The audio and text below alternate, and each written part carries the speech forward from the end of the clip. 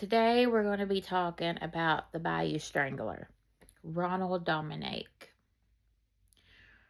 Ronald Dominique, when he was a kid, he never really fit in. It just seemed like he didn't feel really wanted. When he was older, he would dress up as Patti LaBelle and he would go to clubs and people would boo him off stage. They didn't accept him. So he felt probably like from no matter where he went, he was kind of just like people seeing him as a freak. And I do think that part's really sad. But also, for what he did, there's still no excuse for that. He met a man one night and they went back to his place and he ended up R-worded him. And the reason I'm using words like that because I'm not sure if you can say it on YouTube. I'm not sure if that's okay to say or not because I've heard it's not. So I'm trying to be a little bit careful of my wording. So that's why. But it would be his first where he had actually kidnapped and assaulted, but the man got away and he would get arrested for it and he would get R-worded in prison. And after that, he was like, I don't want to go to prison. He didn't want to deal with that again. So his first victim was a young man who he was just trying to get a ride to basically get to where he wanted to be. And Ron kidnaps him,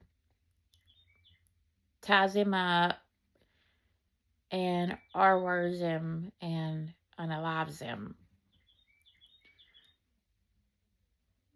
And the sad thing is that almost not all, but a lot of his victims were dark skinned and they were skinny and young. And Ron was a bigger guy, so when they seen what he looked like, they were kind of shocked how he was, able to overpower him. But if you really think about it, if he was tying the victims up, then it makes sense. You tie somebody up, you do have the power. He would also have cooling off periods. And his second victim, it's really sad because he was down on his luck. He was struggling with addiction and he ran in to Ron and Ron would offer his victims money to lure them in.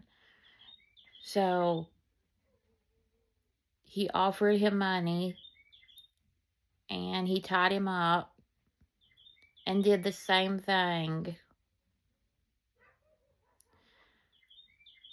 The next was a 16-year-old. And the crazy thing is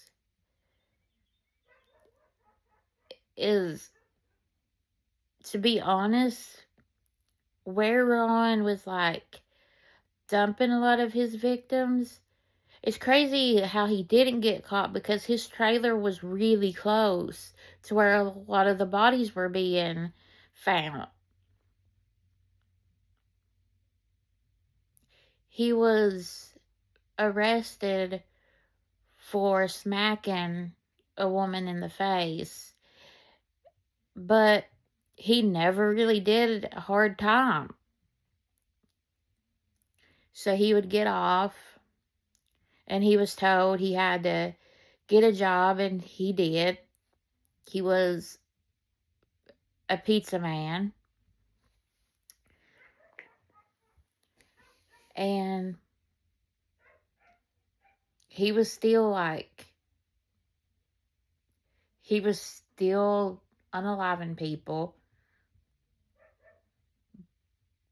But he so bad didn't want to go to prison because he was terrified of prison. So he had this probably, well, I don't want to get caught. But he was kind of really sloppy too. Like, he wasn't smart about what he did. It was just that he wasn't getting caught. And one young man he was helping his wife put up groceries. And he had told his wife that he was going to go out for a little bit, that, he would be back. Well, in that time, he met Ron, and Ron done the same thing like with all his other victims. And he would blame his victims. He would say, oh, they told me they were going to call the police, or he always had some excuse as to why he unalived them. There was always an excuse. He blamed his victims. He would even end up unaliving the young man's friend. And the crazy thing is that the friend was questioned, and then it was like a little bit later, he would end up the same way as his friend and by the same killer.